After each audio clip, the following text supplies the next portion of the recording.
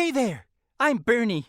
I live here in the library and I love to read books. Doesn't everybody?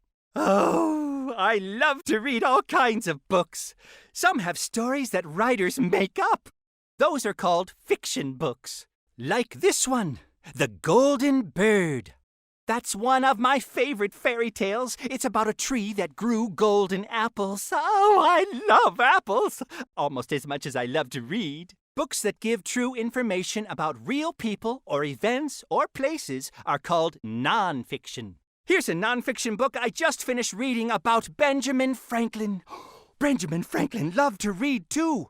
He actually loved books so much, he helped create the first public library. Thanks, Mr. Franklin.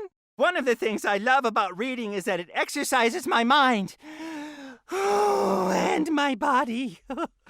Anyway, nonfiction books often have special parts that make it easier for readers like you and me to find the information we're looking for. Like this table of contents.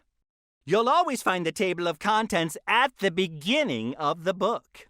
It lists the main parts of the book and the pages that those parts start on. If I wanted to know all about Ben Franklin's childhood, I'd go to page 4. Or if I wanted to read about how he helped to start the very first library, like this one, I'd turn to page 29. As much as I love to read, I love to look at pictures too. Sometimes in nonfiction books, there are words next to the pictures that tell you what you're looking at. Those are called labels. This one's labeled Ben Franklin's invention, the long arm. Franklin invented the long arm because he had trouble reaching books on the high shelves. Ooh, tell me about it.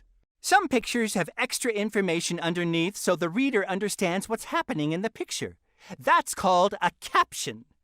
This one says Benjamin Franklin, John Adams, and Thomas Jefferson talk about the Declaration of Independence in 1776.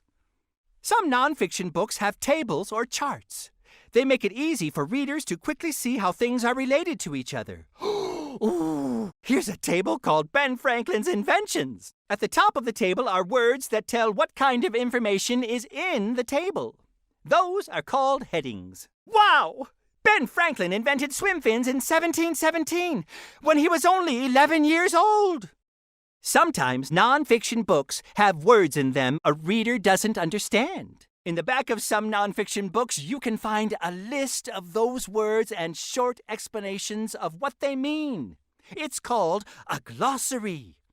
It's sort of like a dictionary, but a glossary doesn't have nearly as many words. It only has words that are in the book. And it only gives meaning for those words that make sense for the way they are used in the book. Now I have to decide which book I want to read next. The great thing about living in a library is I have lots of choices. Maybe too many?